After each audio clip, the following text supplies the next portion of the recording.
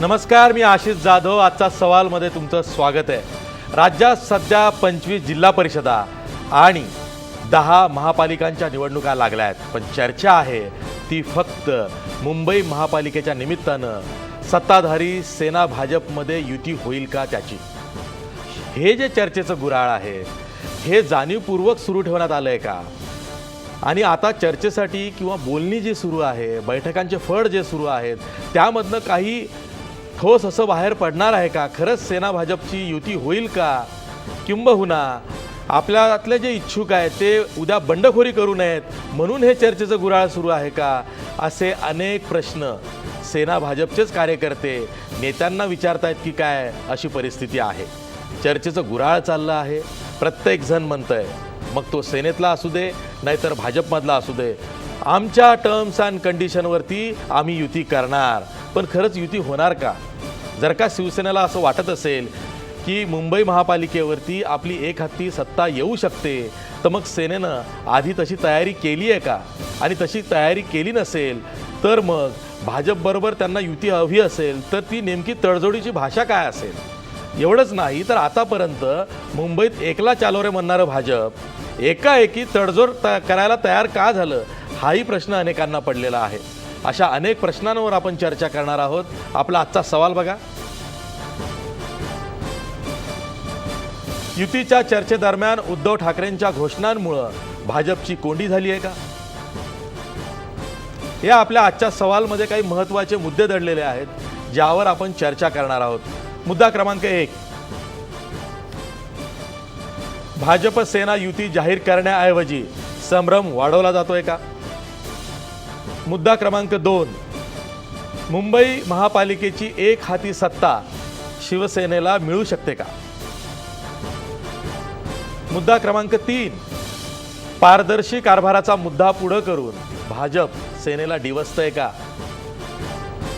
मुद्दा क्रमांक 4, विरोधकांना प्रसिद्धीपासून लांब ठेवण्यासाठी युतीच्या चर्चेचं गुऱ्हाळ सुरू आहे का. हे होते आपले चर्चेचे मुद्दे ज्यावर आपण चर्चा करणार आहोत. या चर्चेत सहभागी होण्यासाठी आपल्या स्टुडिओमध्ये आहेत मुंबई भाजपचे सचिव समीर देसाई, तसंच पत्रकार संजय जोग आहेत. बिझनेस स्टँडर्ड या वर्तमानपत्राचे ते मुंबईतले एडिटर आहेत. आपल्या सोबत आपल्या स्टुडिओमध्ये मनसेचे गटनेते संदीप देशपांडे आहेत. संदीप देशपांडेंचं मी आवर्जून स्वागत करतो की ते पहिल्यांदा आजच्या सवालमध्ये स्टुडिओमध्ये येत आहेत. त्याचबरोबर आपल्या सोबत मुंबईहूनच आहेत सचिन सावंत, काँग्रेसचे प्रवक्ते. तसंच थोड्याच वेळात आपल्या सोबत शिवसेनेच्या प्रवक्त्या आमदार डॉक्टर नीलम गोरेसुद्धा असणार आहेत. मी चर्चेला सुरुवात करतोय ती समीर देसाई यांच्यापासून. समीर देसाई, असं कळलं आहे की तुमची 114 नगरसेवकांची मुंबईतली यादी ही वर्षावरती पोहोचली आणि आता युती करायची की नाही याचा फायनल कॉल मुख्यमंत्री घेणार आहेत. नाही, युती करायची की नाही ह्याचा फायनल कॉल आज नाही, सुरुवातीपासून महाराष्ट्राचे मुख्यमंत्रीच घेणार आहेत. तर त्याबद्दल काही वाद नाही. आमची 114 लोकांची यादी गेली आहेत की 227 लोकांची तयारी झाली आहेत. मला वाटतं की ह्याच्याबद्दल मुंबईचे अध्यक्ष अधिकतम माहिती देऊ शकतात. परंतु मुंबई स्तरावर भारतीय जनता पार्टीची पूर्ण तयारी आहे की सन्मानाने युती झाली तर त्याच्याकरता आमची तयारी आहे. युती काही कारणामुळे नाही होऊ शकली तर मुंबईतले 227 मुंबई महानगरपालिकेच्या निवडणुकीत भारतीय जनता पार्टीचे सक्षम उमेदवार हे निश्चितपणे रिंगणात उतरतील, एवढी मात्र खात्री आहे. मी थेट जातो नीलमताई गोरे यांच्याकडं. नीलमताई गोरे, युतीची चर्चा बरं ठीक आहे, आपण संजय जोग यांच्याकडे जाऊया. संजय जोग, हे युतीच्या चर्चेचं गुऱ्हाळ सुरू आहे, हे बऱ्याच दिवसापासून सुरू आहे. आणि आत्ता जसं समीर देसाई म्हणाले, झाली तर ठीक, नाही तर 227 ठिकाणी भाजपचे उमेदवार उभे राहतील. आशिष, खरं सांगायचं एक 2-3 याच्यात सांगू शकतो पॉईंट्समध्ये. एक म्हणजे काय ना, 2014च्या असेंब्ली इलेक्शन नंतर जे दोघांमध्ये फाटलेलं आहे ना, हे सगळं वरवरचं अस्तर लावणं चालू आहे आता. म्हणजे सेना 5 डिसेंबर 2014ला म्हणजे ऑक्टोबर 31ला मुख्यमंत्र्यांनी शपथ घेतली बीजेपीच्या मंत्र्यांची. 5 डिसेंबरला विधानभवनाच्या प्रांगणात मोठा गाजत वाजत एकदम त्यांना कळलं की आपल्याला आता सरकारात जाण्याशिवाय काय पर्याय नाही, सरकारात गेले. पण दररोज जे काय खुशमस्करी जी काय चालू होती बेसिकली अशा अंतर्गत भागातली तिथे कुठेतरी ठेस देण्यासाठी प्रत्येक ठिकाणी सामन्यातनं असेल किंवा बाहेर भाषणातनं असेल BJPच्या विरुद्ध आणि पर्यायाने या सरकार आणि मग मोदी सरकारवर जेवढी म्हणून घणाघात करता येईल तेवढा चालू आहे. मी हे मुद्दाहून का सांगतोय, असं असताना मग एकदम आता मग उमाळे आले मध्ये, अरे नाही नाही मुंबई महानगरपालिकेची आपल्याला आता युती करावी लागेल, ती सन्मान, हा सन्मान कोणाचा हे नंतर होईल. कारण वोटर्सना त्यांनी दोघांनी टेकन फॉर राईट किंवा ग्रँटेड धरलेलंच आहे की मुंबईमध्ये मराठी वोटर्स म्हणजे अजूनही म्हणजे शिवसेनेला अजूनही असं वाटतं की जे कोण राहिलेले मराठी वोटर्स आहेत ते आपल्याच आहेत. पण त्या वोटर्समध्ये BJPनी 2014च्या असेंब्लीमध्ये जे काय अतिक्रमण केलेलं आहे त्याची अजूनही दखल घ्यायला शिवसेना तयार नाही. मनसे अजून कुठेतरी आपलं अस्तित्व टिकवण्याचा प्रयत्न करते. अशा वेळेला हा सन्मान कोणाचा आणि कोणासाठी हे अजून जोपर्यंत क्लिअर होत नाही तोपर्यंत हा नुसता देखावा चालू राहील. फक्त आणखीन 2च गोष्टी सांगतो. हे सर्व करत असताना सुद्धा आत्ता असं एक चित्र रंगवण्यात येतं आहे की BJP wants to be a big brother. म्हणजे 22 वर्ष Shiv Sena was in a big brother. म्हणजे बस प्रमोद महाजन काही झाले की मातोश्रीवर जाणार आणि मग मातोश्रीवर सगळं अंडरस्टँडिंग होणार. BJP मग त्याच्याबद्दल भाऊ म्हणजे एकूण त्याला म्हणतात ना आपण की बाळासाहेबांनी सांगितलं आहे त्यांचा आदर राखण्यासाठी आम्ही हे सगळं करतो म्हणून परत राहणार आणि पर्यायाने आपली कन्सॉलिडेट करत राहणार. हे त्यांनी सक्सेसफुली केलं. 2014च्या असेंब्ली इलेक्शनमध्ये 1 सीट जास्ती वाढवून 15 सीट, आपल्या मुंबईत 36 आहेत सीट, त्याच्यातल्या 15 सीट BJPने मिळवल्या, 14 सीट मिळाला शिवसेनेला. त्याच जोरावर BJPला असं 100% वाटतं आहे. साधारण संदीपला आणखीन सांगू शकेल, मुंबईचं एक साधारण बघितलं तर 227 वार्ड 12,000 बूथ्स आहेत. त्या 12,000 बूथ्सवर जे केडर शिवसेनेचं राबलेलं असायचं तिथे असं BJPला असे एक जबरदस्त कॉन्फिडन्स आला आहे की या 12,000 बूथमध्ये आमचंही आम्ही केडर तयार केलं आहे. ते नुसतंच मराठी नाही तर मराठी व्यतिरिक्त नॉन मराठी, गुजरात सगळं जे काय असेल ते. आणि म्हणूनच मग शिवसेनेला आता कळलं ना, आत्तापर्यंत आम्ही करून दाखवल्यानंतर डिड यू नो, अरे म्हणजे एकदम सडन हा चेंज आहे, हा सॉलिडच होता ना एकदम, म्हणजे डिड यू नो. मग त्याला आता प्रत्युत्तर यायला लागलं. त्यामुळे ह्या सर्वाचा विचार करता दोघंही आत्ता वेगवेगळ्या लढण्याच्या मनस्थितीत आहेत. म्हणजे मी सेनेच्या लोकांशी जे बोलतोय सिनियर नेत्यांशी, त्यांच्यानुसार तर क्लिअर कट सांगतायत आमचे 227चे 27 उमेदवार तयार आहेत. आत्ता समीर देसाई बोलूनच गेले ना की 114 आणि राहिलेलं 113, पण आमचे 227 सक्षम उमेदवार तयार आहेत. मला असं वाटतं हा लुटूपुटीचा खेळ चालू आहे की आपल्यामध्ये एक वगनाट्य असं, म्हणजे एकाने नुसता आवाज करायला का त्याच्यावर जोरदार आवाज मी करतोय दाखवायचं. म्हणजे आता अनिल देसाई बोलूनच गेले ना, नीलमताई आहे त्याच्यावर उत्तर देतील. अनिल देसाईंनी चांगलं सांगितलं, अहो बाहेर नुसत्या टीका करण्यात, नुसतं जोरात जोरात ओरडण्यात, म्हणजे एक शिवसेनेच्या जबाबदार नेत्यांनी सांगितलं बाहेरच्या भुंगण्याला आम्ही काय महत्त्व देत नाही. मग असं असताना मग हे जे सगळं चालू आहे हे आपण मनोरंजन म्हणून स्वीकारायचं का 2 रिस्पॉन्सिबल रुलिंग पार्टीज आपापल्या अस्तित्व वाढवण्यासाठी जी काय चाललेली धडपड आहे ती बघत बसायची. मला असं वाटतं अजून 2-3 दिवस आहेत. 27 तारखेला आपलं नॉमिनेशन चालू होणार आहे, 3 तारखेपर्यंत आहे. तोपर्यंत म्हणजे आता शिवसेनेची डेडलाईन आता परवाही होती की 23 तारखेपर्यंत करा, कारण माननीय बाळासाहेबांच्या एकूणच जयंती आणि त्यानुसार त्यांना आता ते क्रेडिट घ्यायचं आहे. पण हे सर्व करत असताना अजूनही BJP अंदर, म्हणजे आशिष शेलार एक चांगलं वाक्य बोलून घे ना, कृष्ण नीती कोणाची तर देवेंद्र फडणवीस यांची. मग उद्धव ठाकरेंना अजूनही असं 100% वाटतं आहे की माझं जे एकूण जे स्थान आहे किंवा शिवसेनेचं मुंबईतलं स्थान आहे, हे जे बलस्थान आहे हे टिकवण्यासाठी मी आत्ता जो प्रयत्न केला नाही तर it's like a no or never. त्यामुळे मला असं वाटतं दोन्ही पक्षातर्फे आत्ता एकदम अटीतटीची, पण त्याचबरोबर असा देखावा करत की आम्ही डायलॉग चालू आहे, निगोसिएशन चालू आहे, पण सायमल्टेनियसली 227 आम्ही लढायला तयार आहोत. मला असं वाटतं 2-3 दिवसात आपल्याला ह्याचा पुढचा रागरंग दिसेल. नीलमताई, तुम्ही ऐकलं संजय जो काय म्हणतायत, भाजपची आणि सेनेची दोघांची स्वबळावर जाण्याची तयारी असताना मग युतीची चर्चा कशाला, असा प्रश्न सर्वसामान्यांना पडलेला आहे की दोघंही म्हणतायत युती नाही झाली तर 227 ठिकाणी आमचे उमेदवार तयार आहेत, मग ही चर्चा कशाला? नीलमताई. नाही आशिष, मी आता खरं सांगू का, मी आता विधानसभेत नाही तर मी सभात्याग केला असता. कारण मला गणेशनी असं सांगितलं की आजची जी चर्चा आहे ती उद्धव साहेबांनी जे दुपारी पत्रकार परिषद घेऊन घोषणा केल्या त्या संदर्भामध्ये त्यावरच आहे. आणि एरवी आपण प्रत्येक सेगमेंटमध्ये काय मुद्दे घेणार आहोत. मग मला जरा विषय सांगा, कारण इथे माझ्यासमोर स्क्रीन नाही. आपला आजच्या सवालचा प्रश्न काय आहे, मुख्य प्रश्न? आणि दुसरा असा, आपल्या आजच्या सवालचा मुख्य प्रश्न काय आहे, युतीच्या चर्चेदरम्यान उद्धव ठाकरेंच्या घोषणांमुळे भाजपची कोंडी झाली आहे का? मी त्यावर येणारच होतो, पण त्याआधी आपली मग आता पार्श्वभूमी त्याच्यात तरी युती समजली कशी, पाहिजे कशा- म्हणून मी थोडी आधी म्हणजे चर्चा काय सुरू माहितीये का, नमनाला हा पण असं आहे, नमनाला घडाभर तेल तसं दुपारी माननीय उद्धव साहेबांनी सांगितलेलं आहे की युतीच्या संदर्भातलं सगळे प्रस्ताव माझ्याकडे यायचे आहेत आणि सकारात्मक जे वातावरण आहे ते अधिक चांगलं होऊ दे. आता अशा वेळेला तुम्ही 50 वाक्य बोललात तर मी त्याच्यावर 100 वाक्य बोलू शकते, परंतु संजय जोग असतील, समीर देसाई असतील, आत्ताच्या चर्चेमध्ये उद्धव साहेबांच्या त्या घोषणांच्यामुळे काय झालंय किंवा काय नाही किंवा त्याचा काय हेतू आहे, त्या चर्चेच्या ऐवजी युतीची चर्चेवरती योग्य का अयोग्य त्याच्या आत्ता जाणं मला काही योग्य वाटत नाही आणि मी ते जाणार नाही, नाही. कुठल्याही नीलमताई, प्रश्न प्रश्नाचं असा उत्तर आहे- द्यायला बांधील नाहीये. तुम्हाला वाईट वाटलं तर वाईट वाटू दे, माझा नाईलाज आहे. नाही, नीलमताई ऐका, एकीकडे युतीची चर्चा सुरू आहे, अशा वेळी पक्षप्रमुख उद्धव ठाकरेंनी एकतर्फी घोषणा केल्यामुळं भाजपची कोंडी झाली आहे. यामुळं भाजपवर दबाव आणण्याचा प्रयत्न झाला आहे शिवसेनेकडून, असं भाजपच्या नेत्यांना वाटतंय.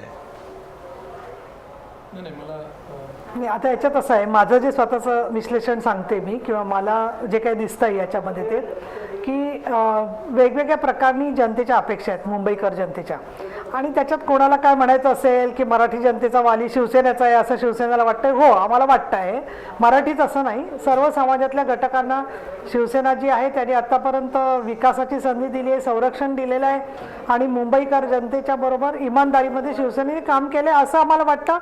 तो आम्हाला कॉन्फिडन्स आहे. आता प्रश्न त्याच्यामध्ये असा आहे की आज मुंबईकरांना मालमत्ता कराच्यामधून सूट या संदर्भात उद्धव साहेबांनी जेव्हा जाहीर केलं की आमची ही इच्छा आहे, तर शेवटी असं आहे, अनेक वेगवेगळ्या घोषणा, अनेक वेगवेगळ्या प्रकारची हमी, अनेक वेगवेगळ्या प्रकारचे मुद्दे संवादासाठी म्हणून असतात. तो संवाद कधी कोणी कशा पद्धतीने मांडायचा ते आमच्या पक्षप्रमुखांचं त्याच्याबद्दलचे निर्णयाचं स्वातंत्र्य आहे. त्याच्यामुळे जोपर्यंत युतीची चर्चा चालू आहे तोपर्यंत कोणीच काही बोलायचं नाही. युतीच्या संदर्भात काही शेरेबाजी केलेली नाही आहे माननीय उद्धव साहेबांनी. दुसरं, भाजपची कोंडी व्हायचं काही कारण नाही आहे. याचं कारण असं आहे, त्यांचे पक्षाचे कार्यक्रम आणि त्यांचे ते करण्यासाठी म्हणून स्वतंत्र आहेत त्यामध्ये जे आहेत ते.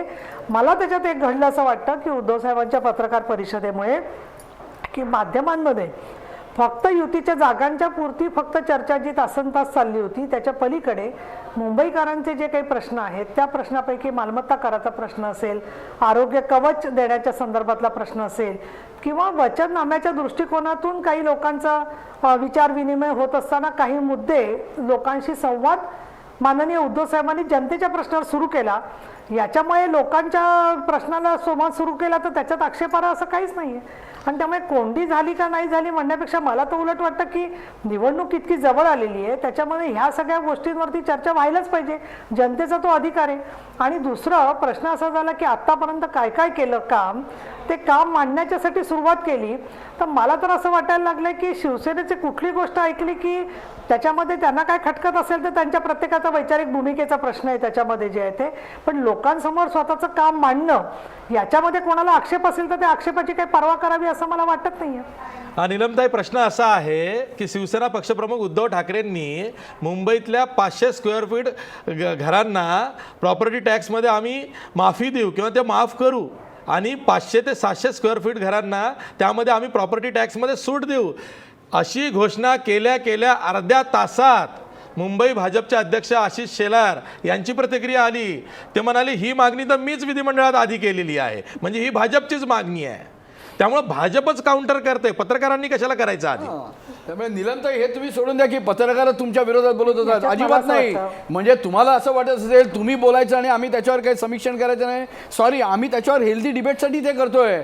अगदी मुद्दा बरोबर आहे तुमचा. असे जे मुद्दे मुंबईच्या डेव्हलपमेंटसाठी, मुंबईच्या नागरिकांसाठी, मग त्याच्यात जे काय फायदे आणि तोटे असणार त्याच्यावर मला असं वाटतं सर्वेक्षण आणि त्याच्यावरचं जी समीक्षक जी आहे ती व्हायलाच पाहिजे ना. त्यामुळे हा मला असं वाटतं आत्ताचा जो आपला जो एकूण जो घाट आहे तो ह्या डिबेटचाच आहे, त्यामुळे त्यांच्यावर टीका करण्याचा प्रश्नच येत नाही. मुळात ज्या मुंबई महानगरपालिकेचं 37,000 कोटी रुपयाचं बजेट आहे, 51,000 कोटी रुपयाच्या ठेवी आहेत, अशा वेळेला जर का प्रॉपर्टी टॅक्समध्ये साधारण मोठे रुपये 10,000 कोटी रुपये जर का आपल्याला मिळत असतील आणि त्याच्यात एवढे जर कन्सेशन देऊन जर काय भर येणार असेल तर तो कोण भरणार आहे. मला असं वाटतं हा डिबेटचा पॉईंट आहे आणि तो डिबेट आपण इथे करतोय. आणि राष्ट्रवादी मुंबईचे अध्यक्ष सचिन अहिर असं म्हणाले की हा राज्य सरकारच्या अखत्यारीतला निर्णय आहे, तो उद्धव ठाकरे कसा काय किंवा आशिष शेलार कसा काय जाहीर करू शकतात. संदीप, तुम्हाला काय म्हणायचं? याच्यामध्ये असं आहे की महानगरपालिका अधिनियम नाही, नाही, आशिष मला एक हां हा हा महानगरपालिका अधिनियम 1888च्या चॅप्टर 8 मधल्या सेक्शन 139 प्रमाणे प्रॉपर्टी टॅक्स ही मॅन्डेटरी आहे.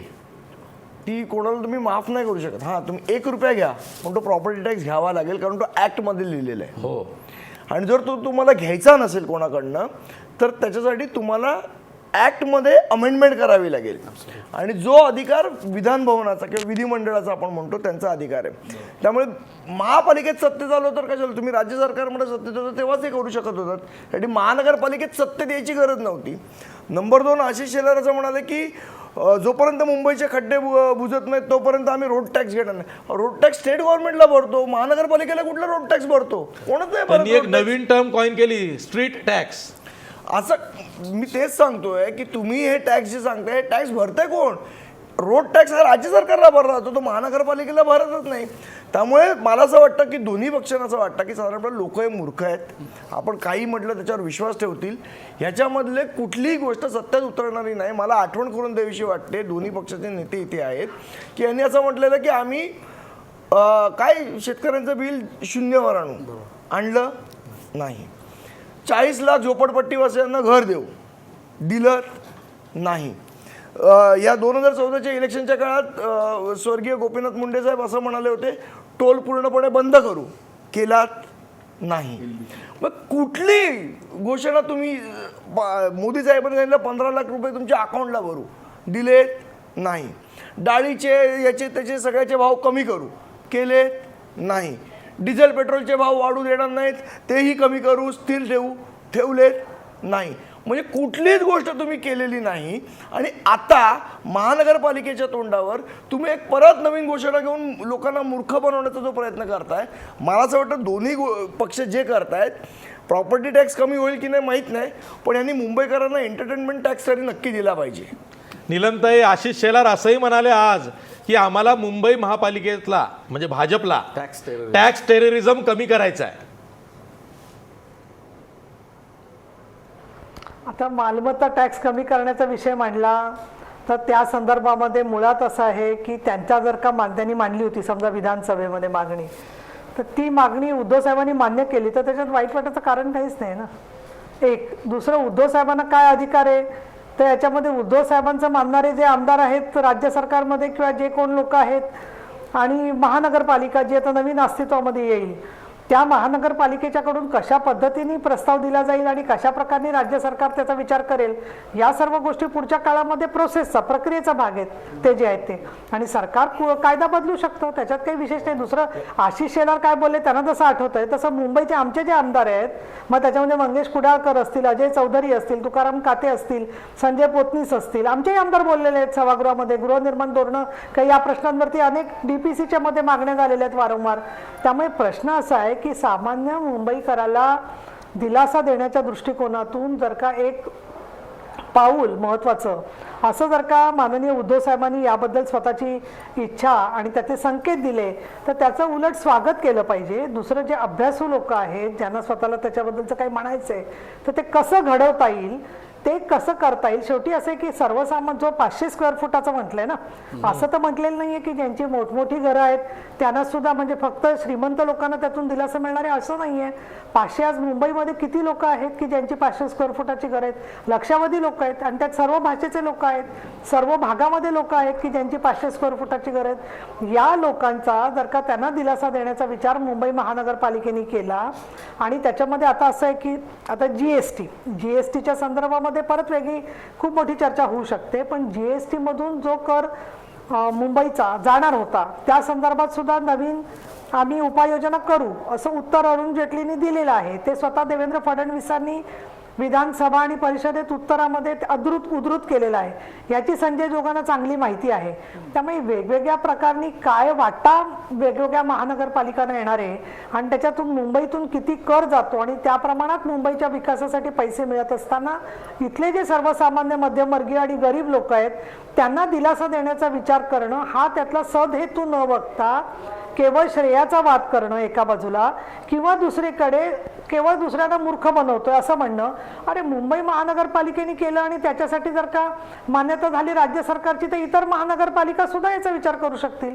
आणि त्यामुळे प्रश्न असा नाहीये की इतर महानगरपालिकांनी छोट्या घर मालकांना किंवा फ्लॅट ओनर्सना त्याच्याबद्दल काही दिलासा देण्याबद्दल विचार करू नये. कशा पद्धतीने बसवायच्या अनेक गोष्टी ठीक आहे, कारण प्रॉपर्टी टॅक्स नगरविकास खात्याच्या अखत्यारीत येतात आणि नगरविकास खातं हे मुख्यमंत्र्यांकडे आहे. एक प्रकारे उद्धव ठाकरेंनी मुख्यमंत्र्यांनाही डिवचलंय. मुळात आशिष याच्यात विषय असा आहे ना की हा टॅक्स वाढवण्याचं पाप हे या दोन्ही पक्षांनी केलेलं आहे. पहिले जो प्रॉपर्टी टॅक्स आकारला जायचा तो रेटेबल व्हॅल्यूवर आकारला जायचा. म्हणजे ही जी जागा आहे याचं भाडं किती आहे, समजा 10 रुपये भाडं याचं मिळत असेल तर 10 रुपयावर टॅक्स आकारला जायचा. आता तो रेटेबल व्हॅल्यूवरनं आपण कॅपिटल व्हॅल्यूवर आणलाय. म्हणजे या जागेची किंमत जी 10 रुपयावर जो टॅक्स आकारला जायचा तो मुळातच आता 100 रुपयावर आकारला जातो. त्यामुळे तो ऑलरेडी वाढवला. त्यावेळेस सर्व विरोधी पक्षांनी या गोष्टीला विरोध केलेला की रेटेबल व्हॅल्यूवरनं तुम्ही कॅपिटल व्हॅल्यूवर करू नका, लोकांना ह्याचा टॅक्स जास्ती बसेल. पण तरी शिवसेना भाजपचं बहुमत होतं, त्यांनी त्या बहुमताच्या जोरावर हा प्रस्ताव मंजूर करून घेतला. आता तो मंजूर करणार म्हणजे तुम्ही वाढवण्याचं पाप तुम्ही केलंय आणि दिलासाही तुम्हीच देणार. अशा दोन दोन गोष्टी कशा होऊ शकतात. दुसरी महत्त्वाची गोष्ट, जेव्हा GST येणार तेव्हा ऑक्टोबरचं 6,500 कोटीचं उत्पन्न आहे जे महानगरपालिकेला डे टू डे बेसिसवर मिळत राहते. ही कॅश जी वापरायला मिळते. आज राज्य सरकार हे सांगते की राज्य सरकार ते GSTचं जे काय आहे ते भरून देईल. मुळात राज्य सरकारकडे आत्ता महानगरपालिकेनी 2100 कोटी रुपये देणं अपेक्षित आहे. ते राज्य सरकार देत नाही, आमच्याकडे पैसे नाही म्हणून सांगतात. मुख्यमंत्र्यांना आम्ही त्यावेळेला हे निवेदन दिलं होतं की तुम्ही ते पैसे आमचे आहेत ते महानगरपालिकेचे द्या. मुख्यमंत्र्यांनी त्याला नकार दिला की राज्य सरकारकडे पैसे नाहीत. कल्याण डोंबिवलीला तुम्ही सांगितलं होतं की 6,500 कोटी रुपये देतो पॅकेजमध्ये, घोषणा आहे मुख्यमंत्र्यांची. मुख्यमंत्र्यांनी ते 6,500 कोटी रुपये 2 वर्ष झाली कल्याण डोंबिवली महापालिकेच्या निवडणुकीला अजून दिले नाहीत. म्हणजे तुम्ही जे सांगताय कसं आहे, मी म्हणू शकतो की मनसे महानगरपालिकेला 6,500 कोटी, अहो खिशात असले पाहिजेत ना पैसे. घोषणा द्यायला काही अर्थ नाही आहे. माझा मुद्दा मूळ असा आहे की तुम्ही जेव्हा म्हणता की आम्ही प्रॉपर्टी टॅक्स कमी करू आणि तुम्ही जो लॉस आहे महानगरपालिकेचा रेव्हेन्यू लॉस आहे आणि आज तुम्ही म्हणता की 700 स्क्वेअर फूटच्या वरचे जे श्रीमंत लोक आहेत त्यांना आम्ही पूर्ण हा टॅक्स लावू. जेव्हा हा मुद्दा कोर्टात जाईल ते कोर्ट श्रीमंत गरीब असं बघणार नाही ना, ते इक्वॅलिटीवर बघेल. मूळ गोष्ट अशी आहे की तुमचा जो हा मुद्दा आहे हा कोर्टात किती टिकणार आहे, तो टिकणारच नाहीये. म्हणजे ही निवड घोषणा आहे ही काहीतरी मला असं वाटतं त्यांच्या आपापसातल्या राजकारणाच्या दरम्यान त्यांनी ती केलेली असावी. मुळात या घोषणेला कुठेही बेस नाहीये. ही बेसलेस घोषणा आहे जे दोन्ही पक्ष करतात कॉम्पिटिशन. म्हणजे ते म्हणाले 500 स्क्वेअर फूट, हे म्हणाले 600 स्क्वेअर फूट. असं नाही होत ना. समीर देसाई उत्तर द्या. चालत नाही. भाजप उत्तर देत नाही, मी सुरुवातीला माझ्या मित्रांनी जिकडे संपवलं तिकडनं सुरू करतो. सर्वात प्रथम राजकीय भाषेत जर उत्तर द्यायचं ठरलं तर जी आश्वासनं तुम्ही नाशिकला दिली होती तशी आश्वासनं मुंबई भारतीय जनता पार्टी किंबहुना ही युती जर झाली तर आमची होणार नाही आहे, एक निश्चित ठेवा. दुसरं, किती घरं आहेत निलमताईंनी विचारलं तर 16,79,265 घरं आहेत जे 500 स्क्वेअर फीटच्या दायऱ्यामध्ये येत आहेत. संदीप देशपांडेंनी ही योग्य सांगितलं की अधिनियम 1888च्या कायद्यामध्ये सेक्शन 139 मध्ये हाचा अंतर्भाव आहे. पण त्याच 1888च्या कायद्याचा आजपर्यंत किती वेळा त्याच्यामध्ये अमेंडमेंट झालेले आहेत आणि अमेंडमेंट्स करण्याचा अधिकार हा राज्य सरकारला कायम राहिलेला आहे. ह्याच राज्य सरकारने ज्या वेळेला सांगितलं की आपण हे कॅपिटल आणलं, कॅपिटल व्हॅल्यू बेस्ड आणलं रेटेबलपासनं, आपल्याला ही कल्पना असायला पाहिजे की JNNREMच्या ज्या वेळेला मुंबई महानगरपालिकेच्या मुंबईच्या विकासाकरता ज्या वेळेला फंड्सची आवश्यकता होती, it was a pre requisite. ते कंडिशन होतं की तुम्हाला हे सगळे नियम तुम्हाला हे करायची आवश्यकता आहे, तुम्हाला रेटेबलपासून तुम्हाला कॅपिटलवर जाण्याची आवश्यकता आहे आणि म्हणून त्यावेळेला केंद्र सरकारच्या माध्यमातून निधी उपलब्ध व्हावी ह्याच्याकरता हे अडॉप्ट केलं गेलं होतं. परंतु ती परिस्थिती आणि आजच्या परिस्थितीमध्ये जमीन आसमानाचं अंतर आहे. आज नरेंद्र मोदीजींच्या नेतृत्वाखाली केंद्रामध्ये सरकार आहे आणि ज्यांनी मुंबईसाठी, मुंबईच्या एकंदरीत विकासासाठी लाखो करोड रुपयांचे प्रोजेक्ट्स हे मान्य केलेले आहेत, किंबहुना केवळ मान्य नाही तर ते काम सुरू झालेलं आहे. ह्याची कल्पना मला वाटतं विरोधी पक्षांना असण्याची गरज आहे. दुसरं प्रश्न असा आहे की आपण प्रश्न विचारला की ह्याच्यामध्ये सेनेच्या उद्धवजींच्या या स्टेटमेंटमुळे भारतीय जनता पार्टीची कोंडी झाली का? मला वाटतं की हे दिस इज सेल्फ ऑब्सेस्ड किंबहुना आपण स्वतःचा ती कोंडी काय आहे? मी घेतलाय. सचिन सावंतांना प्रश्न विचारून मी तुम्हाला त्याचं सांगणार कारण आहे. सांगतो. सचिन सावंत, माझा प्रश्न ऐका. जेव्हा मुख्यमंत्र्यांसह भाजपचे नेते म्हणतायत की आम्हाला पारदर्शकतेवरती युती हवी आहे, आणि जेव्हा पारदर्शी कारभार, पारदर्शकता, ट्रान्सपरन्सी हा मुद्दा भाजपनं काढला, तेव्हा उद्धव ठाकरेंनी प्रॉपर्टी टॅक्सचा मुद्दा बाहेर काढला. प्रॉपर्टी टॅक्स कोणाच्या अखत्यारीत येतो? तर नगरविकास खात्याच्या. नगरविकास खातं कोणाकडे आहे? तर मुख्यमंत्री देवेंद्र फडणवीस यांच्याकडे आहे. उद्धव ठाकरेंना चर्चेच्या दरम्यान हा मुद्दा काढून हे सुचवायचं तर नाही ना की बघा प्रॉपर्टी टॅक्सवर आता करता का चर्चा, पारदर्शक चर्चा करूया, मग बघू कोण दोषी आहे, असं काही होतं का? नाही, पहिली गोष्ट मला तर वाटलं होतं की भारतीय जनता पक्ष आणि शिवसेनेची चर्चा या ठिकाणी चालू आहे. आम्ही या चर्चेमध्ये आहोत की नाही हो, याचं तुम्ही मला वाटतं मुंबई अर्ध्या काँग्रेस तासानंतर माहिती आपला आली. मुंबईमध्ये गोष्ट- विरोधी पक्षनेता काँग्रेसचा आहे. काँग्रेसला विसरून चालणार नाही. जरी चर्चेतून बाद झालं असलं बातम्यांच्या, तरी या चर्चेत म्हणून काँग्रेसला बोललो, स्थान आहे. बोला. अर्ध्या तासानंतर आपण आलो. बरं, विषय असा आहे की ह्या तऱ्हेने मला असं दिसतंय की भारतीय जनता पक्ष आणि शिवसेना या दोघांनाही मगाशी जसं मला वाटतं देशपांडे म्हणाले त्याप्रमाणे लोकांना मूर्ख समजून त्या ठिकाणी चाललेलं आहे. ही जी युतीची चर्चा चालली आहे ते निश्चितपणे असं म्हणावं लागेल की एक लाचार आणि दुसरा दांभिक या दोघांनी मिळून कशा तऱ्हेनं सत्तेची गणितं मांडावी की न मांडावी या संदर्भातली चर्चा चालू आहे. आता मला एक गोष्ट सांगा की ज्या भारतीय जनता पक्षाच्या सर्व नेत्यांनी जवळपास शिवसेनेवरती भ्रष्टाचाराचे आरोप केले, साहेब कुठे बांद्र्याचे साहेब, त्यांचा PA आणि त्या संदर्भात माफिया यांचं त्रांगडा आहे, सगळं आहे, या संदर्भामध्ये अशा तऱ्हेच्या गोष्टी केल्या, आणि त्याच लोकांबरोबर चर्चेमध्ये बसलेले आहेत युतीच्या संदर्भामध्ये. म्हणजे आता भ्रष्टाचाराच्या संदर्भामध्ये आरोप करायचे आणि त्यांच्याबरोबर चर्चेलाही बसायचं, हा नवीन प्रकार आपण भारतीय जनता पक्षाकडनं बघतो. म्हणजे इतकी दांभिकता या पक्षामध्ये आहे आणि लोकांना इतकं मूर्ख समजतायत ते. दुसरी गोष्ट, शिवसेनेसारखा पक्ष जो सत्तेच्या संदर्भामध्ये मला असं वाटतं की सत्तेच्या जे काही तुकडे टाकलेले आहेत त्याच्या मागे पळण्यामध्ये धन्यता मानतंय. आज केंद्र सरकारमध्ये त्यांना विचारलं जात नाही आहे. त्या डिमॉनिटायझेशनच्या संदर्भामध्ये कशा तऱ्हेनं मोदींनी त्यांना झापलं हेही आपण त्या ठिकाणी पाहिलेलं आहे. राज्य सरकारमध्ये अनेक निर्णय यांच्याशी विचार विमर्श न करता केले जात आहेत आणि महानगरपालिकेमध्ये तुम्हाला भ्रष्टाचारी म्हटलं जाते. एवढं सगळं म्हणून घेतल्यानंतर बांद्र्याच्या साहेबांचे आणि PNच्या चर्चा झाल्यानंतर, माफियांशी संबंध जोडल्यानंतर आणि विधिमंडळामध्ये 53% नव्हे 100% भ्रष्टाचार झाला आहे आणि त्याचं सगळं खापर त्या ठिकाणी शिवसेनेवर फोडल्यानंतर देखील चर्चेला शिवसेना पक्ष भारतीय जनता पक्षाकडे जातो. यामध्ये निश्चितपणे त्यांची अगतिकता दिसून येते आहे. आणि जनतेकरता जर पाहायचं झालं तर कल्याण डोंबिवलीच्या संदर्भामध्ये आपण पाहिलं कशा तऱ्हेने एकमेकांना दूषणं देत होती. शिवसेनेचे मंत्री राजीनामा द्यायला निघाले होते. वाघाचे दात कसे मोजता येत आहेत हे आपले देवेंद्र फडणवीस यांनी सांगितलं आणि त्यानंतर मात्र सत्तेकरता एकत्र देखील आले.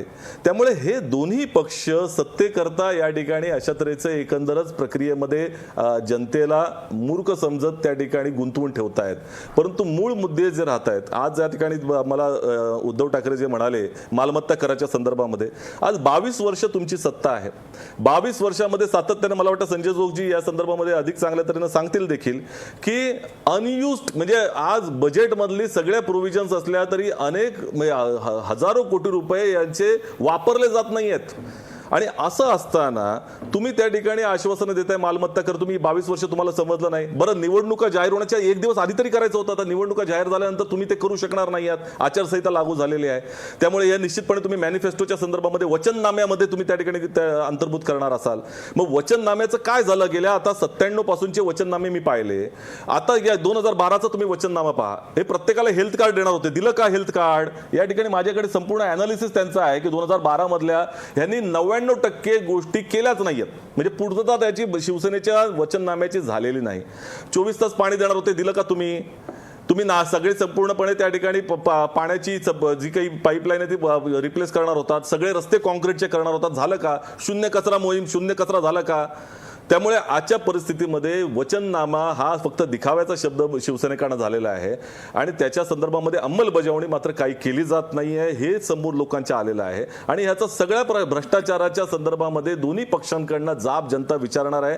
त्यामुळे या नवीन नवीन गोष्टी काढायच्या, नवीन नवीन प्रकारचे नवीन नवीन चर्चेत विषय आणायचे आणि मूळ मुद्द्यांपासून त्या ठिकाणी जनतेचं लक्ष विचलित करायचं, या संदर्भातले हे सगळे पायंडे आहेत. पण ते काही फार चालणार नाहीत. ठीक आहे. मला माहिती आहे की शिवसेनेला म्हणजे नीलमताई गोऱ्यांना उत्तर द्यायचं आहे, पण आपण ब्रेक नंतर ही चर्चा पुन्हा सुरू ठेवू. ब्रेकवर जाता जाता आपला प्रश्न बघा. युतीच्या चर्चेदरम्यान उद्धव ठाकरेंच्या घोषणांमुळे भाजपची कोंडी झाली आहे का, किंबहुना भाजपवर चर्चेदरम्यान दबाव वाढवलाय का? 66% लोक म्हणतायत होय, उद्धव ठाकरेंच्या घोषणांमुळे भाजपची कोंडी झाली आहे. पुन्हा भेटूया ब्रेकनंतर.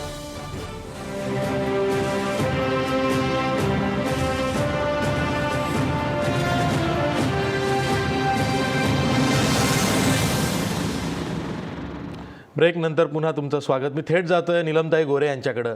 नीलमताई, मुंबई महापालिकेवर सध्या शिवसेनेची सत्ता आहे आणि ती पुन्हा शिवसेनेला मिळू शकते असं बहुतेक मुंबईकरांना वाटतंय. आमच्याकडेही तसे रिपोर्ट्स येत आहेत. खरंच जर का शिवसेना 227 जागांवरती स्वबळावर लढली तर शिवसेनेला बहुमत मिळू शकतं का? आता आशिष काय माहिती आहे का, एक तू म्हणजे ते हरिदासाची कथा मूळ पदावर काय कीर्तनकार वगैरे आहेस का काय मला माहीत नाही आहे. आता युतीची चर्चा चालू आहे, अशाला 227 जागांच्या वरती आमची तयारी तर असणार. आता हे परत त्याचीच ब्रेकिंग न्यूज करशील की शिवसेनेची 227 जागांवर तयारी.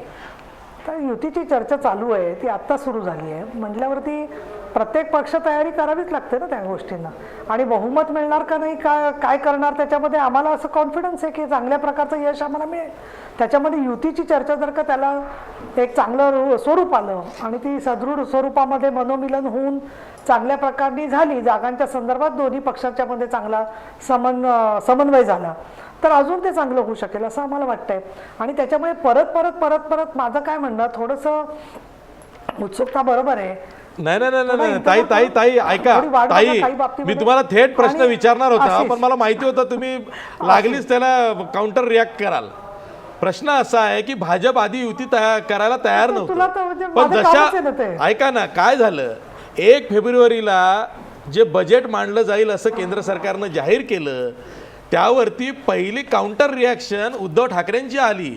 त्यांनी त्याला विरोध केल्याबरोबर भाजपच्या हे लक्षात आलं की ज्या 5 राज्यांच्या निवडणुका आहे त्या प्रचारावरती मुंबईतून जर का भाजप विरोधी प्रचार उद्धव ठाकरे आणि शिवसेनेच्या नेत्यांनी केला तर त्यावर विपरीत परिणाम पडेल, म्हणून भाजप युतीसाठी तयार झालं असे अनेक भाजपचे नेते सांगतायत. म्हणून मी तुम्हाला हा प्रश्न विचारला की युतीची चर्चा का होते.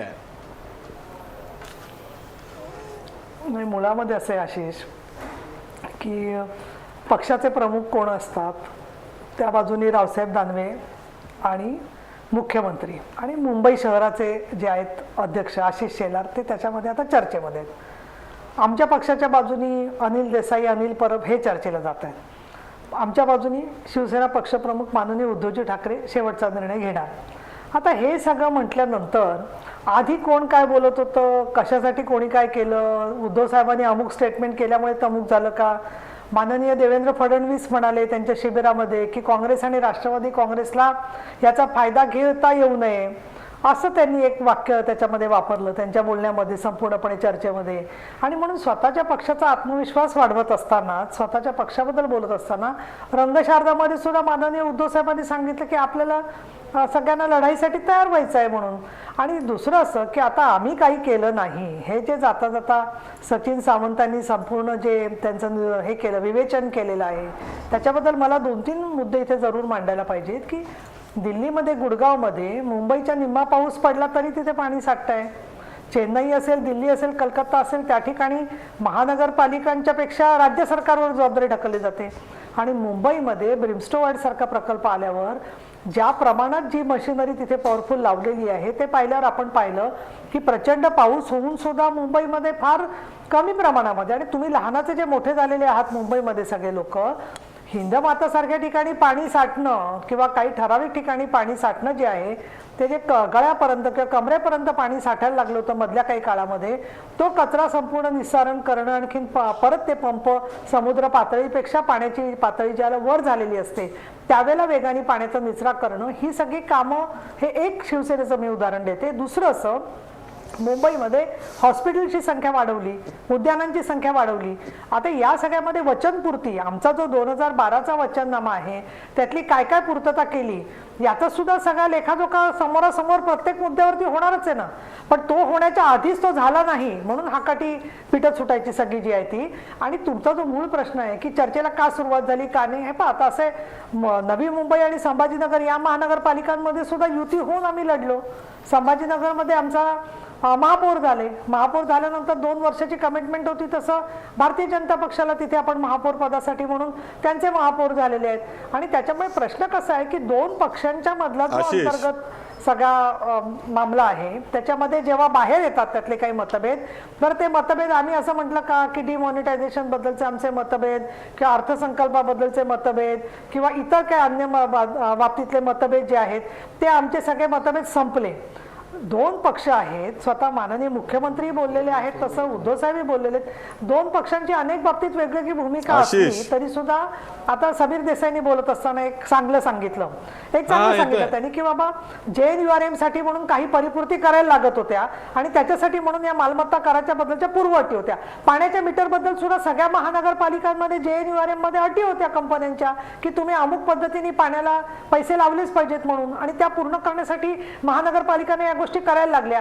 काय माहितीये का, सर्व गोष्टी अर्धवट स्वरूपामध्ये सांगायच्या आणि लोकांची दिशाभूल करायची, तर काय परिस्थितीमध्ये मालमत्ता कर लावायला लागला. आणि आता 500 स्क्वेअर फुटाच्या वरती मालमत्ता करातून सूट आणि 700 पर्यंत यांना सवलत, याच्यानंतर तो जो काय फटका बसणार आहे आज जसं सकृत दर्शनी आपण म्हणतोय त्याच्यामधून काय मार्ग काढायचा हे सुद्धा करण्यासाठी आणि ते पाहण्यासाठी आम्ही सक्षम आहोत ना. तेच तर ताई ना, मी तेच म्हटलं ताई की हा जो मालमत्ता कराचा विषय आहे तो आत्ताच का काढला गेला, यामागे नक्कीच काहीतरी राजकारण आहे. संदीप देशपांडे. नाही, असं आहे की राज्य सरकार 2014 मध्ये लोकांना दिलासा देण्याचा हेतू आहे ना, राजकारण कसं आहे? ऐका ना, हा ना, एकाएकी मध्येच का काढलाय हे विचारायचं. पण आता तुम्ही 2014 मध्ये शिवसेना आणि भाजप दोघांचं मिळून सरकार राज्यामध्ये आहे. आशिष शेलारांनी मागणी केली होती असं त्यांनी म्हटलं विधानसभेत, मग त्याच वेळी तुम्ही अमेंडमेंट का नाही केलं? महत्वाचा मुद्दा आहे.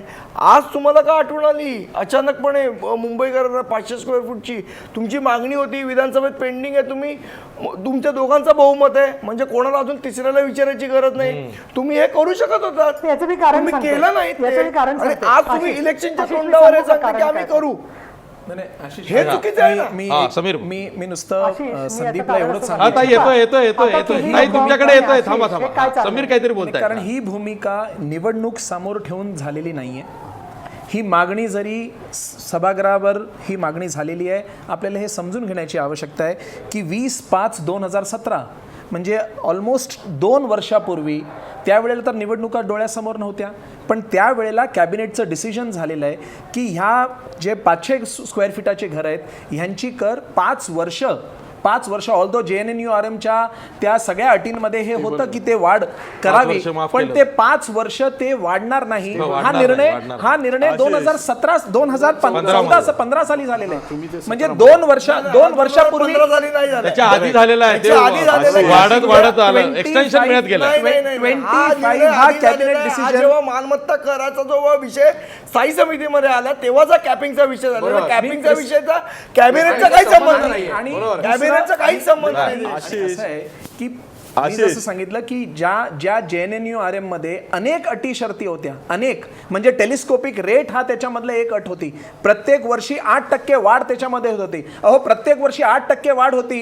संदीप देशपांडे सभागृहामध्ये होते ना 5 वर्ष, का ती 8% प्रत्येक वर्षी 8% वाढ होऊ दिले पाण्याच्या करामध्ये? म्हणून काही गोष्टी तुम्ही पाठिंबा दिला, तुम्ही आणि सेनेने मिळून पाठिंबा आम्ही विरोध केला होता. आम्ही विरोध केलेला आहे त्याला. या गोष्टीला मुंबई स्तरामध्ये ज्या वेळेला आर्थिक ज्या वेळेला प्रश्न तुम्ही येतो अशा बोलता की त्यावेळेला ते त्याच्याकरता मदत करण्यासाठी त्याच्याकरता ते प्रयोजन करण्याची आवश्यकता आहे. आज ज्या अर्थी डेव्हलपमेंट चार्जेस मुंबई महानगरपालिकेकडे येत आहेत, ज्या अर्थी 60,000 कोटी रुपयाचा आपल्याकडे भांडवली आपल्याकडे डिपॉझिट्स आहेत, जिकडे JNN आपल्या केंद्र सरकारमधनं आपल्याकडे जिकडे निधी येतोय, अशा परिस्थितीमध्ये जिकडे GST येणार आहे आणि केंद्र सरकार आणि राज्य सरकारची ही मानसिकता आहे की जेवढा ऑक्ट्रायचा लॉस आहे तो सगळा भरून काढणार. अशा वेळेला जिकडे पैसे सरप्लस आहे त्या वेळेला मुंबईकरांना जर आपण दिलासा दिला नाही तर नेमकी दिलासा कधी देणार? मग तो काल दिला नाही, मग आज का देताय हा प्रश्न असू शकत संजय जोग मला हाच प्रश्न विचारणार ना. संजय जोग, प्रश्न आहे का? पारदर्शकतेचा जेव्हा मुद्दा नाही, काढला आशिष, मुख्यमंत्री आणि आशिष, भाजप एकच नेत्यांनी, गोष्ट, आशिष. त्यानंतर ही काउंटर प्रॉपर्टी टॅक्सची ही घोषणा झालेली आहे. एक प्रकारे सेनेला भाजपला हे दाखवायचं आहे, जेव्हा तुम्ही ट्रान्सपरन्सीची गोष्ट करता ना, आता घ्या प्रॉपर्टी टॅक्सच्या संदर्भात आपण ठरवूया आधी आणि मग निवडणुकांना सामोरे जाऊ. नाही म्हणजे हे खरंच आहे ना, हे समीर देसाई काय सांगत आहेत आता, पण हे जे आता दोघांमधलं आहे ना ॲग्रेसिव्ह पोस्चरिंग चालू आहे की आम्ही काय सांगणार की आम्ही हे म्हणजे आता उद्धवजींनी सांगितलं की आम्ही आता प्रॉपर्टी टॅक्स वेव्ह करतो 500 फुटापर्यंत, 500 आणि 700 याच्यामध्ये बेसिकली कन्सेशन देऊ. पण लगेच त्यांनी आशिषनी काय सांगितलं की बेसिकली नाही, हे आम्ही मुद्दा घेतलेलाच होता, तो मग का केला नाही हा महत्त्वाचा मुद्दा आहे. What you said is right. म्हणजे आत्ता पारदर्शकतेचा पहिलं तुम्ही एक सोडून दिलं पिल्लू, मग इतके दिवस काय पारदर्शक नव्हती? मग 22 वर्ष तुम्ही त्यांच्याबरोबरच होतात ना, तेव्हा तुम्हाला पारदर्शकता दिसली नाही. बाहेर किरीट सोमय्या आजही ज्या माफियांनी हा संबंध राज्य चालवलाय त्या माफियांच्या बरोबर आम्ही सत्तेत राहणार नाही, मग प्रश्न येतच नाही म्हणाले निगोसिएशनचा. तेव्हा अशा वेळेला एका बाजूला हे माफिया, एका बाजूला असं करून पारदर्शक करायचं, दुसऱ्या बाजूला अहो निलमताई सांगतात की हे बरोबर आहे, मुद्दे राहायला पाहिजेत. समीर आता सांगतात ते बरोबर आहे ना, 51,000 कोटीचे आपल्याकडे फिक्स डिपॉझिट आहेत, 37,000 कोटी रुपयाचं बजेट आहे. अहो पण ज्या उद्धवजींनी मला अजून आठवत आहे 2014च्या लोकसभेच्या इलेक्शनमध्ये आम्हाला स्पेशल प्रेझेंटेशन केलं होतं, त्याच्या आधी त्यांनी सांगितलं होतं की मुंबईच्या कोस्टलवर आम्ही करणार, असेंब्लीमध्ये ते सेपरेट लढले, त्यावेळेला त्यांनी सांगितलं. अहो आत्ता गेली 2 वर्ष झाली, अजूनही 17 जी काय सो कॉल्ड परमिशन्स अप्रुव्हल आहे त्याच्यातला अजून एक मिळायचं आहे आणि ते महत्त्वाचं आहे. ते ministry of environment and forest 14,000 कोटी रुपयाचा प्रोजेक्ट आहे. माननीय मुख्यमंत्री सांगतात डिसेंबर 2019ला आपण सगळेजण त्या पोल्युशन फ्री याच्यातनं निघणार. अहो त्याची अजून एक वीट नाही बसली. त्यामुळे 2019ची डेडलाईन अनेक प्रकल्पांना सगळ्या प्रकल्पांना दिली. अहो विमानतळ, तेच नवी मुंबई विमानतळ, अहो अजून एक वीट नाही बसली. अहो एक जण यायला तयार नाही तिथे, म्हणून आता 25 तारखेपर्यंत परत RFPचं वाढून दिलं. त्यामुळे आता परत आपण त्याच्याकडे घुसमिळू नको, आपण आत्ताच्या मुद्द्यावर येऊया. पारदर्शकता, मग पारदर्शकताला अनिल परबनी परफेक्ट उत्तर दिलं. सगळ्यांनाच घ्या ना, लिडर ऑफ ऑपोजिशन घ्या, पत्रकार घ्या, कॅबिनेटमध्ये बसा. मग अशा वेळेला मला असं वाटतं की काउंटर नुसतं जर करून ॲग्रेसिव्ह पोस्चर करून जर हे इलेक्शन लढणार असतील तर अजूनही म्हणजे विकास, मग मोदीजी सांगतात 1,06,000 कोटी रुपयाची एका दिवशी कामं ही आत्ता महाराष्ट्र गव्हर्नमेंटने केली. अहो बरोबर आहे ना, नुसते अनाउन्समेंट ठीक आहेत ना, पण त्यांना लागणारी फंडची प्रोव्हिजन माहिती नाही. महाराष्ट्राच्या बजेटमध्ये आता 3,744 कोटी रुपयाचं रेव्हेन्यू डिफिसिट दाखवलं आहे आणि पुढच्या जेव्हा आपण जाऊ त्यावेळेला ते साधारण 10,000 कोटी रुपयापर्यंत जाईल असं फायनान्स मिनिस्ट्री सांगतं. अशा वेळेला मग GST येणार आहे. समीर म्हणतात ते बरोबर आहे की निलमताई म्हणतात अरुण जेटलींनी he has pass the buck on state government, कारण अजून आपल्याला स्टेटचा GST करावे लागेल. स्टेटच्या GST मध्ये एक प्रोव्हिजन करावी लागेल की आम्ही असा त्याची प्रोव्हिजन करतो की राज्याकडे येणारा जो मनी आहे नॉट फ्रॉम कॉन्टिंजन्सी फंड पण स्पेशल प्रोव्हिजन म्हणून आम्ही त्याच्या जो लागणारा 7,000 कोटी रुपये असतील अॅन्युअल ते आम्ही BMCला देऊ. पर्यायाने आम्ही BMCला सक्षम करू. अहो अजून हे सगळं आता नुसतं चर्चेत आहे. तोपर्यंत दुसरं आता जेटलीने सांगितलं जुलैमध्ये आपण करू 1 तारखेला. जुलैला होत नाही. एक्झॅक्टली, सप्टेंबरमध्ये आपण केलं नाही तर भारतामध्ये कुठलीही जी इनडायरेक्ट टॅक्सेशन आहे ती प्रणाली अस्तित्वात राहणार नाही. तर त्यामुळे ह्या सगळ्या आता पारदर्शकतेचा मुद्दा आपल्याला अनेक कसोट्यांवरती ना अनेक ठिकाणी लावावा लागणार Absolutely, you are आहे. right. सचिन सावंत, तुम्हाला काय म्हणायचं होतं, तुम्हाला काय उत्तर द्यायचं आहे? सचिन सावंत, मी मगाशी 2 शब्द वापरले, एक शिवसेनेच्या लाचारीच्या संदर्भामध्ये आणि दुसरी गोष्ट BJPच्या दांभिकपणामध्ये. पहिली गोष्ट निलमताईंनी या त्यांच्यावरती भ्रष्टाचाराचे आरोप केले जात आहेत शिवसेनेवरती, याचं काही उत्तर दिलं नाही. परंतु एक लक्षात घ्या, 2012च्या ज्या निवडणुकीचा जो BMC निवडणुकीचा मॅनिफेस्टो हा BJP, शिवसेना, RPI तिघांनी मिळून त्या ठिकाणी प्रकाशित केला होता. माझ्याकडे आजही ते वक्तव्य आहे की सुधीर मुनगंटीवार तत्कालीन BJPच्या अध्यक्षांनी असं म्हटलं म्हटलं होतं की ह्या मॅनिफेस्टोची, हा वचननाम्याची पूर्तता करण्याकरता एक कमिटी नेमली जाईल आणि प्रति महिना आम्ही सगळे मिळून बसून, म्हणजे उद्धव ठाकरे आणि मुनगंटीवार दोघे होते, आणि त्याच्याबद्दल त्याची कार्यवाही कशी होईल या संदर्भामध्ये आम्ही त्याची पाहणी करू. आता विषय असा आलाय की याच्यातले 99% काही गोष्टी झालेल्या नाहीयेत. म्हणजे आता ब्रिमस्टो वॅटचं म्हणाले त्याच्यामधल्या 18 पैकी फक्त 5च प्रोजेक्ट झालेले आहेत. ऍक्च्युली 2013ची डेडलाईन दिली होती त्यांनी त्या मॅनिफेस्टोमध्ये की 2013ला ब्रिमस्टो वॅटचा पूर्ण प्रकल्प संपूर्ण होऊन जाईल, पण तो अजूनही तो झालेला नाही. विषय मला एवढंच म्हणायचं आहे की तुम्ही ज्या वेळेला वचननाम्यामध्ये दोघांनी त्याची जबाबदारी घेतली, तर अचानकपणे माफिया राज हे फक्त भारतीय जनता पक्षाच्या कालावधीमध्ये झालेलं नाही, त्याच्यासाठी शिवसेना कशात कारणीभूत झाले, दोघेही त्या ठिकाणी कारणीभूत नाही का? त्यामुळे हे जे काही दांभिक त्या ठिकाणी भारतीय जनता पक्षाचं जे वर्तन चालू आहे की आपण मात्र त्याची जबाबदारी घेणार नाही आहोत, हे लोकांच्या समोर निश्चितपणे जात आहे. आणि दुसरी गोष्ट, भ्रष्टाचार निश्चितपणे झालेला आहे. म्हणजे रोडचा घोटाळा झाला, आज 234 रोडच्या संदर्भामध्ये संपूर्णपणे अहवाल त्या ठिकाणी बीएमसीच्या पटलावर आलेला आहे. देशातली पहिली महानगरपालिका असेल ज्याच्यामध्ये त्याचा सीबीओ आणि चीफ इंजिनियर, म्हणजे चीफ व्हिजिलन्स ऑफिसर ज्याचं काम आहे व्हिजिलन्स ठेवण्याचं, आणि चीफ इंजिनियर दोघेही अटकेत गेलेले आहेत. आणि याची सगळी जबाबदारी जी आहे ती भारतीय जनता पक्ष शिवसेना दोघांची आहे. दोघांनी मिळून त्या ठिकाणी भ्रष्टाचार केलेला आहे, दोघांनी मिळून त्या ठिकाणी मातोश्रीचा आणि त्या संदर्भामध्ये इतर ठिकाणची जी काही घरं भरली आहेत, घरभरणी कार्यक्रम हाती घेतला. आणि त्याच्यानंतर मात्र आता नामानिराळा राहण्याचा जो प्रश्न आहे, आणि आजच्या परिस्थितीमध्ये त्या ठिकाणी तुम्ही म्हणताय की मालमत्ता कर आम्ही आणला. अरे हा काही निर्णय झालेला नाही आहे, ही आचारसंहिता आहे. आचारसंहितेमध्ये तुम्ही निर्णय देऊ शकत नाही आहात. तुम्ही त्या ठिकाणी मॅनिफेस्टोचा भाग सांगताय, 99% तुम्ही वचननाम्यामधले कुठलीच पूर्तता केलेली नाहीये. आणि त्याच्या संदर्भामध्ये आता नवीन एक ठीक आहे, ठीक आहे. रंगवत बसायची. मला असं वाटतं की या संदर्भामध्ये भारतीय जनता पक्ष आणि शिवसेना दोघेही फेल्युअर झालेले आहेत आणि तेच केलं जात आहे. निलमताई, मुख्यमंत्री देवेंद्र फडणवीस यांनी पहिल्यांदा मुंबई महापालिकेच्या कारभाराची चौकशी लावली, SIT लावली नालेसफाईवरती, आणि आता युती होते, युतीची चर्चा होते. हे पहा आशिष, याच्यावरती 100 वेळेला मी तुमच्या चॅनेलवर बोललेली आहे आणि सचिन सावंत पण 100 वेळेला तेच बोललेले आहेत. आणि मी आत्ता सांगते, लिहून ठेवतो, की ज्या दिवशी 23 तारखेला परत आमचं बहुमत आलेलं दिसेल ना, त्या दिवशी हे तेच बोलणार आहेत. पण ते विसरून गेले असतील की आता निकाल लागलेला आहे म्हणून. त्यामुळे काय माहिती आहे, 10 वेळा याच्यावरती चर्चा झालेली आहे. मी सांगितलेलं तुम्ही एकदम परत त्याच्यावर चर्चा ठेवा. पण तरी मी परत सांगते की पहिल्यांदा ऐकणारे कोण लोक असतील त्यांचा गैरसमज होऊ नये म्हणून रस्त्याच्या संदर्भामध्ये चौकशी करण्याचं पत्र दिलं महापौरांनी. पॉईंट नंबर 1, कचरा घोटाळ्याच्या संदर्भात श्वेतपत्रिका काढा. राहुल शेवाळ्यांनी लोकसभेमध्ये मांडलं.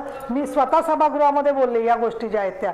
आणि ज्याच्यामध्ये मुख्यमंत्र्यांना अधिकार आहे, जर का चुकीचं वाटलं तर त्यांनी जरूर त्याची चौकशी नेमली पाहिजे. उलट आम्ही कुठल्याही चौकशीला तयार आहोत, हे वारंवार आमचे लोक बोललेले आहेत महानगरपालिकेतले जे आहेत. एक दुसरा माझा याच्यातला मुद्दा असा आहे सगळा की आम्ही परिपूर्ती का केली नाही. अरे तुम्ही आदर्श सारख्या केसेसमध्ये जे लोक भ्रष्टाचारी पावन झाले, तुमच्या मुख्यमंत्र्याला घरी जावं लागलं आणि हजारो घोटाळे जे झाले अब्जावधी, की त्याची नावं सुद्धा किंवा त्याचे शून्य सुद्धा आकडे मोजता येणार नाहीत, असे जे घोटाळे सगळे झाले त्या लोकांना प्रत्येक वेळेला प्रत्येक जण पावन करून देतो आहे काँग्रेस पक्षाच्या मध्ये.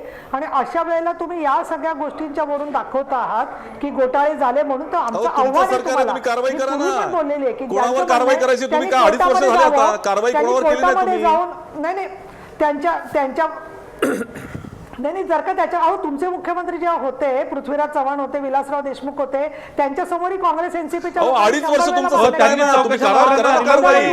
त्यांच्या सरकारमधल्या मुख्यमंत्र्यांनी चौकशा लावल्या, त्याच सुरू आहेत की मुळात काही नव्हतंच. आम्ही आमच्या मुख्यमंत्र्यांनी स्वतः राजीनामा दिला, चौकशी नाही झाली. आता तुम्ही तुमच्या महापौरांनी राजीनामा दिला का? सचिन सावंत मगापासून तुम्ही तेच बोलताय. हे पा गेस्टापोचे लोक असतात ना, तसं तेच बोलताय तुम्ही. तेच बोलत नाहीये, ज्या मुद्द्यांचं उत्तर तुम्ही देत नाही अजिबात. 2002 ठीक आहे मी एक ब्रेक घेतोय. आपला प्रश्न बघा. असं कसं काय ब्रेक घेता मध्ये? नाही ताई, अरे अशी कशी चर्चा? आपला प्रश्न आहे, युतीच्या चर्चेदरम्यान उद्धव ठाकरेंच्या घोषणांमुळे भाजपची कोंडी झाली आहे का? 65% लोक म्हणतायत होय, युतीच्या चर्चेदरम्यान उद्धव ठाकरेंच्या घोषणांमुळे भाजपची कोंडी झाली आहे. पुन्हा भेटूया ब्रेक नंतर.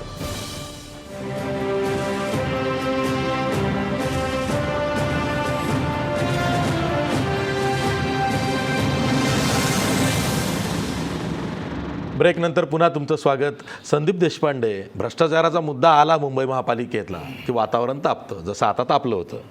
खरंच पण भ्रष्टाचाराचा मुद्दा हा या निवडणुकीतला चर्चेचा मुद्दा असेल किंवा प्रचाराचा मुद्दा असेल? मला असं वाटतं तोच एक महत्त्वाचा मुद्दा आहे. बाकी यांनी भांडावं, काय करावं, युती करावी नाही करावी, याच्या जनतेला काही इंटरेस्ट नाही आहे. मूळ मुद्दा असा आहे की जे भ्रष्टाचार झाले, मग तो रोडमध्ये असेल, नालेसफाईमध्ये असेल, कचऱ्यामध्ये असेल, हेल्थ इक्विपमेंटच्या परचेसमध्ये असेल, टॅबमध्ये असेल, या सगळ्या गोष्टींची चौकशी टॅबमध्ये तर हायकोर्टाने विचारणार केलेली आहे की तुम्ही काय केलं. आज कुठल्याही टेंडरमध्ये ट्रान्सपरन्सी नाही आहे. तुम्ही टेंडरची जे कंडिशन्स बनवतात त्या कंडिशन बनवताना कॉन्ट्रॅक्टर समोर ठेवून, जसे हल्ली ॲक्टर समोर ठेवून पिक्चर लिहिले जातात तसं कॉन्ट्रॅक्टर समोर ठेवून टेंडर कंडिशन बनवले जातात. हे सगळे मुद्दे आहेत. त्याच्यामध्ये मुंबईचा विकास कुठे झाला, मग जर असं असेल की फक्त पेंग्विन राणीच्या बागेत आले म्हणून विकास झाला की काय झाला, या सगळ्या गोष्टींची चर्चा याच्यामध्ये व्हायला पाहिजे. यांनी युती करावी की नाही करावी, लोकांना काय देणं घेणं आहे, माझं काय होणार आहे, माझला काय सुखसुविधा देणार आहेत, माझ्या कुठे कुठे जे मी टॅक्स भरतो. लोकांचं आज असं म्हणणं नाही की आम्हाला फुकट द्या, आमचं टॅक्स घेऊ नका, हे लोकांचं अजिबात म्हणणं नाही. लोक म्हणतात आम्ही जो टॅक्स भरतोय त्याच्या बदल्यात तुम्ही आम्हाला ज्या सुविधा देतात ते काय देतात, याचं उत्तर या पूर्ण चर्चेमध्ये अपेक्षित आहे. समीर देसाई, मला तुम्हाला एक प्रश्न विचारायचा आहे, पण तुम्ही उत्तर द्या तुम्हाला जे पाहिजे ते. पारदर्शी ही जी काही टर्म कॉइन केलेली आहे त्याच निकषावरती युती होईल? मी पुन्हा सांगतो, संदीप जसं म्हणाला मी त्या मताशी सहमत आहे. आणि जर आपण आजचा मुंबई मिरर जर वाचला, आज ही सगळी चर्चा कशामुळे झाली, आज मुंबई मिररमध्ये एक आउटफेस, एक प्रारूप कसा असणार भारतीय जनता पार्टीचा वचननाम्याचा, ह्याच्याबद्दल कोणीतरी आमच्या एका नेत्यांनी चर्चा केली आणि त्याच्यामध्ये आशिष शेलारांना विचारलं. त्यावेळेला त्यांनी युतीचा धर्म पाळला आणि त्यांना असं वाटलं की युतीची चर्चा चालू आहे, आपण एखादा घोषणा आज करणं योग्य नाही, म्हणून त्यांनी सांगितलं, एकंदरीत एक प्रारूप असा दिला की परफॉर्मन्स बेस्ड टॅक्स सिस्टम, म्हणजे आपण जेवढं परफॉर्मन्स करणार आहोत तेवढं आपण टॅक्स मुंबई शहराकडनं कलेक्ट करायला पाहिजे, कुठेतरी अकाउंटेबिलिटी व्हायला पाहिजे आणि टॅक्स टेररिझम, एका अर्थी टॅक्स टेररिझमपासून मुंबईकरांना मुक्ती मिळायला पाहिजे.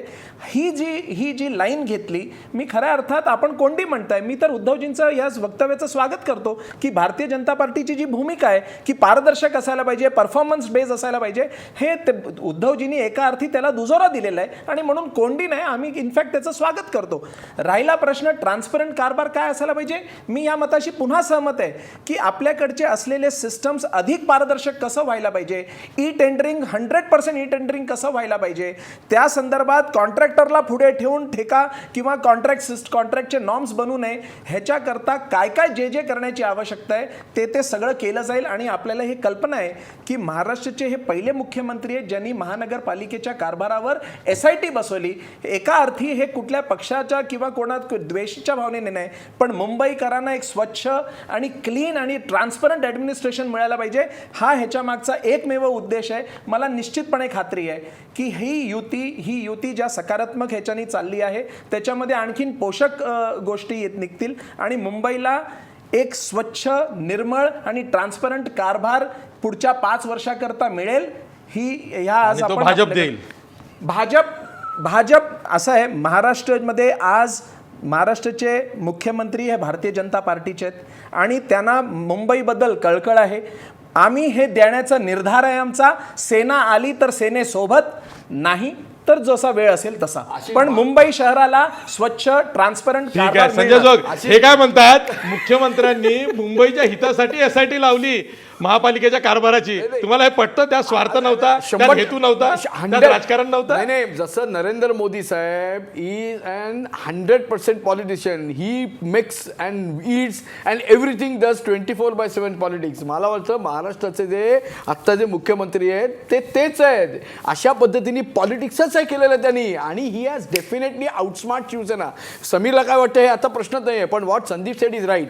मुंबईच्या 1,50,00,000 जनतेसाठी एक खरोखरच गव्हर्नन्स मिळणार का, दुसरं डेव्हलपमेंटची जी पेस आहे ती वाढणार का, आणि तिसरं जे भ्रष्टाचारी आहेत त्यांच्यावर ॲक्शन होणार का, हे जर होणार असेल तरच मला असं वाटतं आत्ताचं जे इलेक्शन आहे ते महत्त्वाचं असेल. लोकांना युती झाली नाही झाली याच्यात काही देणं घेणं नाही. आत्ताचं असणारं गव्हर्नन्स जी ग्रोथ आहे त्याची एक्सपिडाईट करणं, आणि तिसरं म्हणजे जे म्हणून सिटिझन्स आहेत त्यांना खरोखरच मुंबई ही आश्वासक सिटी शहर म्हणून वाटणं, याकडे जरी आता BJP आणि शिवसेनेने दिलं, कारण मी आता अजूनही काँग्रेस NCP या लढण्याच्या तयारीत आहे तसं वाटतच नाही मला, कारण ह्या कुठेच दोघांनी दिसत नाहीये.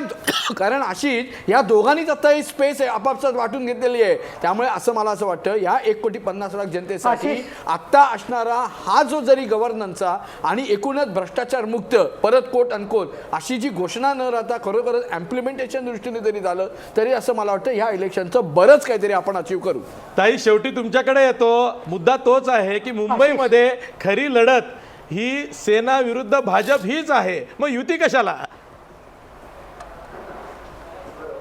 हे मुळात असं आहे की युती कशाला हे आमचे पक्षप्रमुख ठरवतात, तुम्ही काय ठरवता? कारण आता भाजप तुम्हाला सारखं कोंडीत पकडते, SIT लावली आहे. की नाही प्रश्न असा आहे, अहो SIT काय शिवसेनेच्या बद्दलची नाही आहे, फक्त मुद्दा असा आहे त्याच्यामध्ये की ज्या अधिकाऱ्यांनी संपूर्णपणे घोटाळे केलेले आहेत त्यातले काही अधिकारी राज्य सरकारचे अजूनही कंत्राटावरती आहेत आणि त्याच्यामुळे SITचा अजून निकाल आला नाही आहे. संजय जोगांसारखे अभ्यासू पत्रकार अगदी निकाल झाल्यासारखं बोलतात की SIT लावली म्हणजे चौकशी लावली म्हणजेच सुरुवात झाली अशी.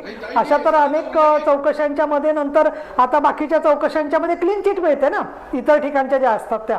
एक दुसरं मगापासून एक प्रश्न तुम्ही विचारताय की आत्ताच उद्धवजींनी का घोषणा केली, तर मला असं वाटतं की ती जी पूर्वीची खेड्यातल्या माणसाची गोष्ट आहे ना की एक माणूस प्राणी घेऊन चालला होता तर बरोबर का घेऊन चाललास त्या प्राण्याला, मग त्याच्यावरती तो बसला तर तू त्याच्यावर का बसलास, मग शेवटी त्या माणसाने त्या प्राण्याला डोक्यावर घेतलं तर सगळे त्याला हसायला लागले.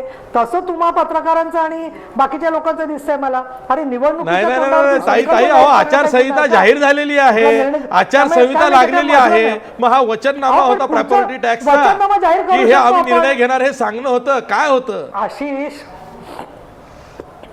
आशिष आम्ही पुढच्या काळात हे करणार आहोत हे स्पष्ट बोललेले आहेत उद्धवजी, हे तुम्हाला सगळ्यांना पूर्ण माहिती आहे.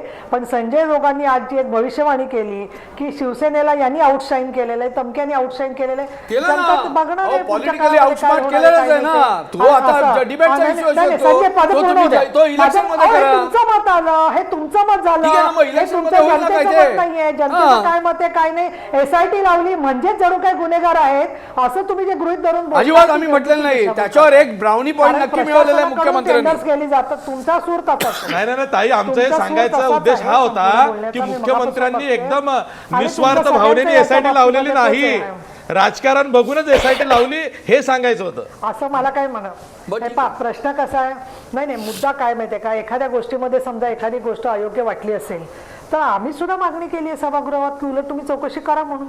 त्याच्यामुळे त्यातून तुम्ही जो उद्धवजींच्या बोलण्यातून अर्थ काढताय की भाजपची कोंडी केली, मुख्यमंत्र्यांनी चौकशी लावली म्हणजे शिवसेनेला आउटशाईन केलं, म्हणजे तुम्हाला फक्त शिवसेना भाजपच्या वादामध्ये तेल ओतायचं काम करायचंय, तर थोडं तेलाचं राशनिंग करा, थोडंसं जरा सकारात्मक भूमिकेने बघा, एवढंच मी तुम्हाला सांगते आहे. आणि निवडणुकीच्या तोंडावरती पुढचा संकल्प जाहीर केला किंवा वचननाम्यातला मुद्दा मांडला तर त्याच्यात काही चुकीचं आहे असं मला वाटत नाही. तुम्ही कारण नसताना लोकांच्या मध्ये गैरसमज ठीक आहे ताई ठीक आहे. शेवटी Sachin Sawant last comment 30 second.